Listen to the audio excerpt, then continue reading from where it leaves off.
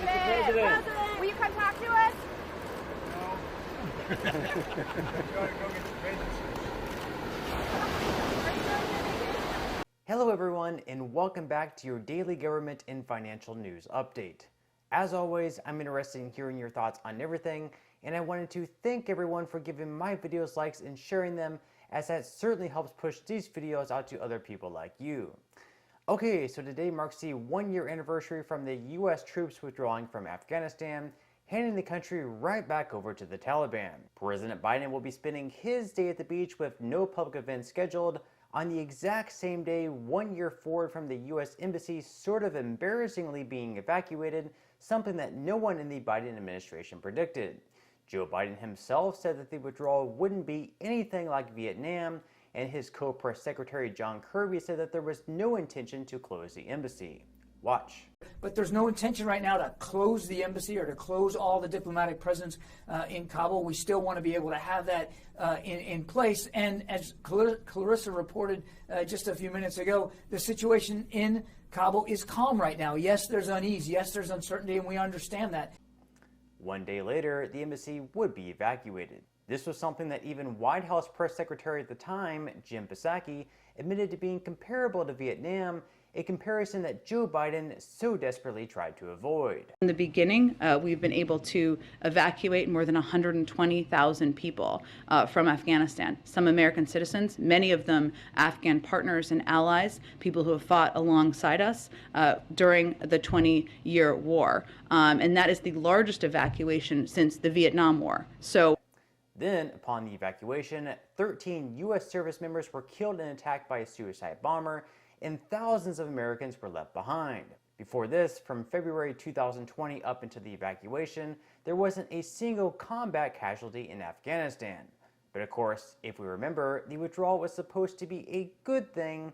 After all, we were finally ending this 20-year pointless as some war, and it was time that we finally give it all up and let the Afghan people fight for their own independence. Plus, as we can remember back on August 20th of last year, President Biden said, "What interest do we have in Afghanistan at this point with Al-Qaeda now gone from the country?" What interest do we have in Afghanistan at this point with Al-Qaeda gone?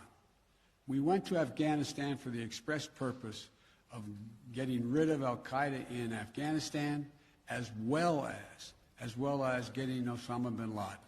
And we did. And, well, not long ago, the leader of Al-Qaeda was killed by a drone strike in no other than the very capital of Afghanistan. So, turns out Al-Qaeda is back in Afghanistan, and they have been for quite some time.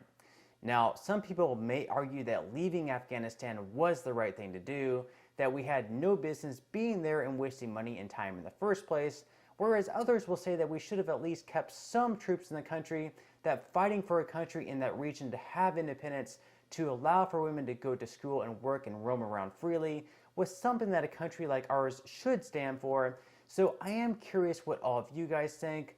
1 year being removed from Afghanistan, do you believe that we should have at least kept some troops in the country to keep the country free from the Taliban and other terrorists such as Al-Qaeda, who are now roaming around freely in the country?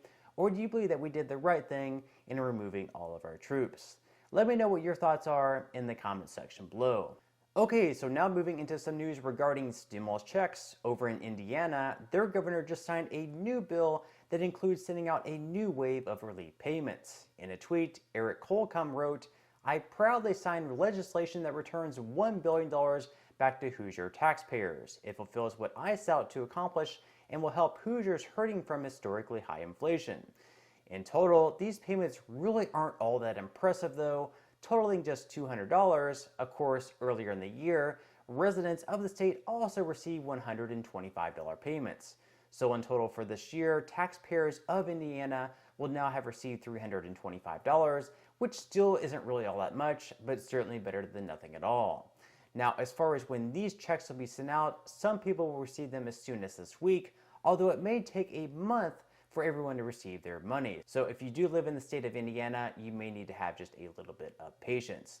Now, eligibility requirements include first being a taxpayer in the state, and if you didn't file a tax return for 2021, you will be able to claim it when you go to file your taxes next year. Over in California, they're also going to begin sending out inflation relief payments in the month of October, and they recently released a new website to help residents estimate just how much they'll be receiving. So on their website titled Middle Class Tax Refund Estimator, you'll be asked various questions such as your income, how many dependents you have, and how long you've lived in the state during the year 2020. According to the website, individuals will earn $350 without any dependents if they earn $75,000 or less. If they have a dependent and have the same income, they'll make double that at $700. And for those of you married filing joint returns, you'll be receiving $700 without a dependent, and with a dependent, you'll be receiving $350 more. This, of course, if you earn $150,000 or less combined. Other than California and Indiana, there have been around 14 other states also issuing stimulus checks to qualifying residents this year, and I will continue going over all these as they continue getting approved and sent out. Okay, so now moving into some money news, where the stock market once again opens up today after seeing some really big gains last week.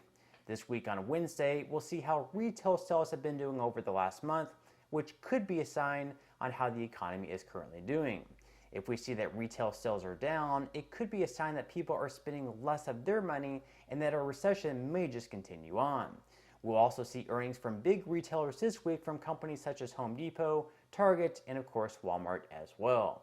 Now, to start the week off, investors are just a little bit skittish, with the Dow Jones currently in the red by 0.35%, S&P 500 futures down by 0.42%, and NASDAQ futures down by 0.42% as well.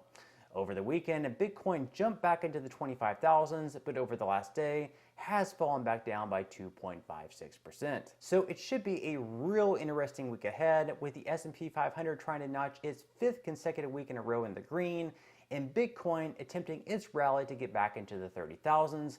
So with that said, it definitely wouldn't be a bad time to start investing, or if you've already started investing, to continue dollar cost averaging in. So if you would like to receive 6 free stocks and $5 worth of Bitcoin, in the comment section below, I will leave a link where you can receive just that from my partner in Webull. And even if you don't feel like investing at this time for whatever reason, once you receive the free stocks, you can always sell them for what they're worth and transfer that money right back to your bank account. Now, in total, you should be receiving a value of right around $50 or more. Some people have received over $3,000 in the past, which will be taxable, but still, you can think of that as just some free extra money with just a few minutes of work. But on that note, I'm going to go ahead and wrap up this video. If you enjoyed the content in today's video and you would like to see more like it, I would appreciate you giving this video a like, subscribe to my channel, and make sure to ring the notification bell. That way you won't be missing any of my future videos. And until next time, I hope you have a wonderful rest of your day, and I'll see you in the next video.